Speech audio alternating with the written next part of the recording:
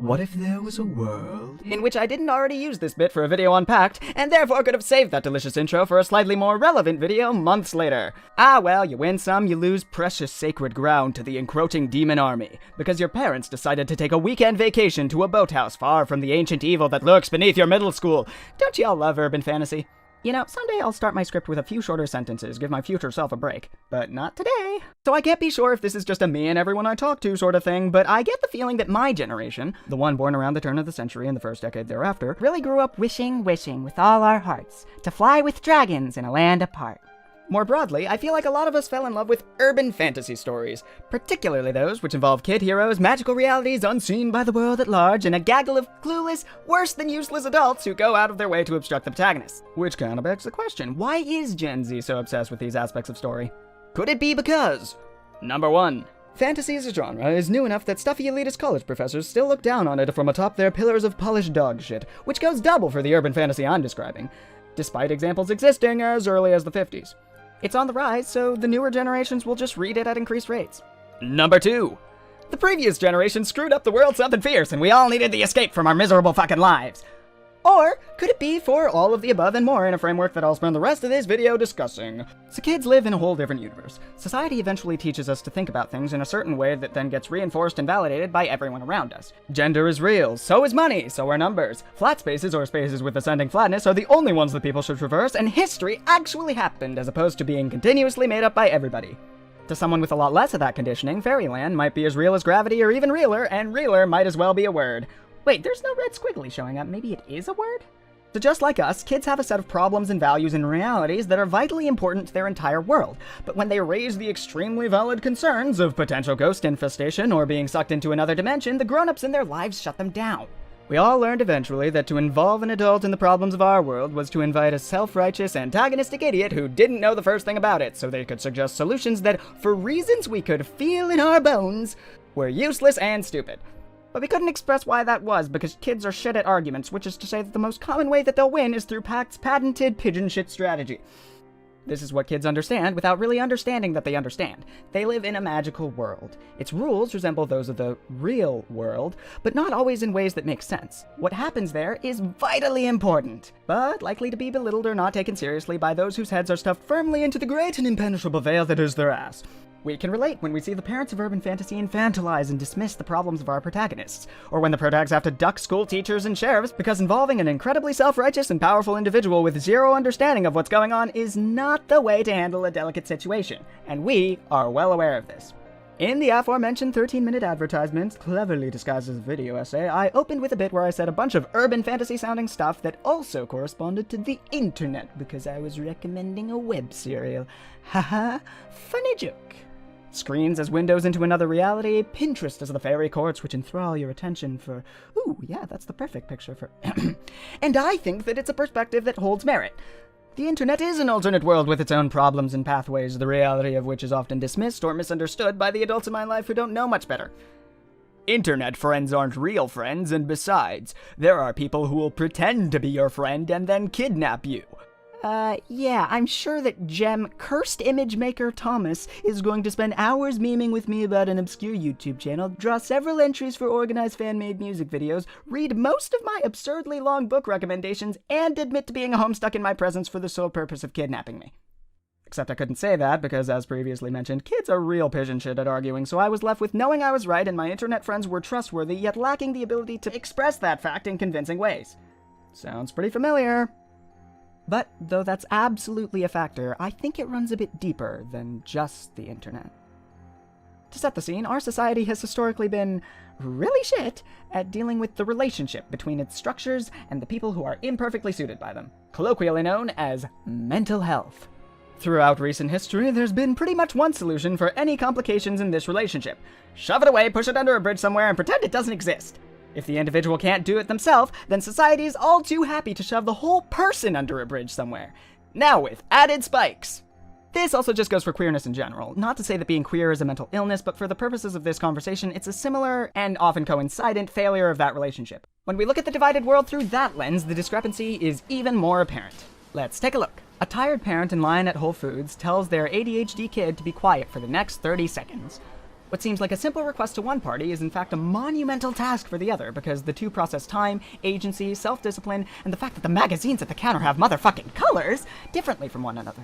The adult cannot fathom what the fuck would be so difficult about standing still for the length of the goddamn happy birthday song, and the kid doesn't understand how someone could ask them so casually to do such a difficult thing. A neurotypical adult has sad society telling them, yes, everyone does in fact think like you, except for crazy people who are also bad people. Don't raise your kids to be crazy people. An ADHD adult who grew up in a society that didn't accommodate it has been told, everyone does in fact think the same. So the trouble that you have fitting into society is something that everyone experiences, and the immense amount of effort that it takes to become a pale shadow of high functioning is a normal amount of work to ask of someone. And obviously, yes, you can overcome this through work and dedication and awareness and trying to keep that awareness, but like, even the most conscientious adult will still have to fight some form of this in their own head. Adults are pressured to fit in, to be normal and act normal, and to repress every symptom of potential mental illness, and to not go to therapy, and thus to perpetuate these harmful cycles. If I had $1 for every adult who thinks that having anxious tendencies related to specific triggers like clutter is just normal, and damages the people in their life by projecting those expectations all the time, I'd be able to get their untreated kids some fucking therapy. So if you're the kid in this hypothetical Whole Foods, you have two options. Number 1. Follow in the footsteps of that parent, successfully repress everything despite the great effort required to do so, and slowly begin to assume that everybody else has also done this, learning that life is frustration and misery for everybody. Or number 2, recognize the injustice and casual mistreatment by your superiors, and become the veritable incarnation of mischief and malicious compliance, using those 30 seconds to silently mime your gruesome and gory demise right there in the checkout aisle, feigning death or zombification upon being told to get up.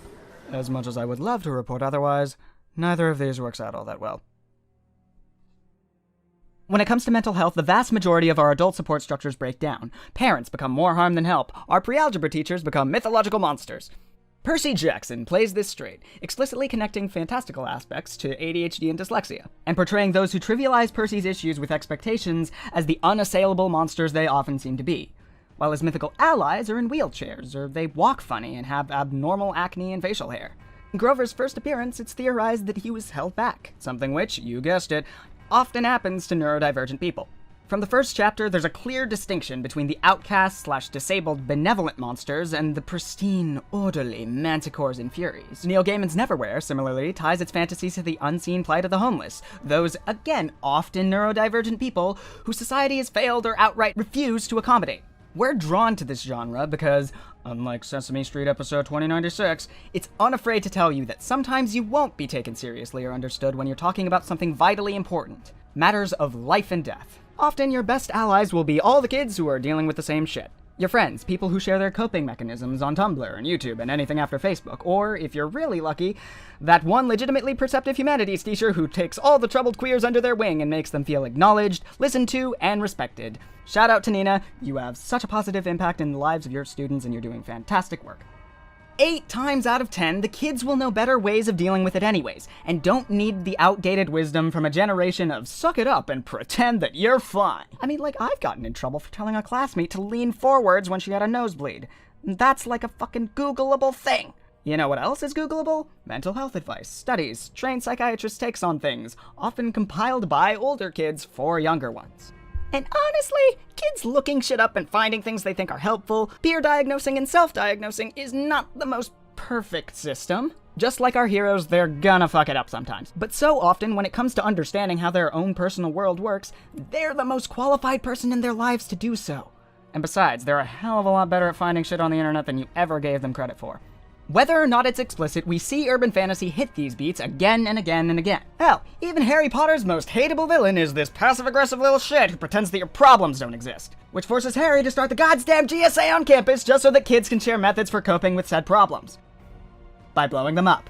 Because hey, just because we're protesting the social order doesn't mean we can't have fun. Obligatory fuck J.K. Rowling here, because seriously, fuck J.K. Rowling. It's true that the mental health allegory isn't the be-all and end-all of these tropes. This framework is one that gets played with a lot. American Gods shows us the world of immigrants, whose problems are similarly ignored. Horror comedy John Dies at the End uses its fantasy to tackle mental health and drug abuse problems from a more internalized perspective, all while roasting bigoted society an average of 3 times a page. There are a lot of ways that our society others people. that it fails them, and there is or will be a fantasy series for everyone. Urban fantasy's popularity is the response to systematic repression, of atypicality, of queer identity, of anything that doesn't fit its boxes. It's the recognition that sometimes you need a world that isn't this one to talk about what's really going on. And once we do, we can see so many more options for that loudmouth dramatic asshole in aisle 3 of the Whole Foods checkout. Just fucking let him go outside and climb a tree. I'm Jay, J-Maniac, and I'd like to give a huge thank you to everyone who made it this far. This video was inspired by Pale, an ongoing web serial that serves as the prime example of all of these themes, featuring an in-depth exploration of what it means to be other, plenty of social critique, and the most accurate portrayal of healthy teenage friendships since Homestuck. Thank you, Megafire. So, if that's the kind of story that interests you, read it free of charge at palewebserial.wordpress.com, and learn to love these disaster children and their strange commune of mythical mentors with every fiber of your being. I'll be seeing you on the other side.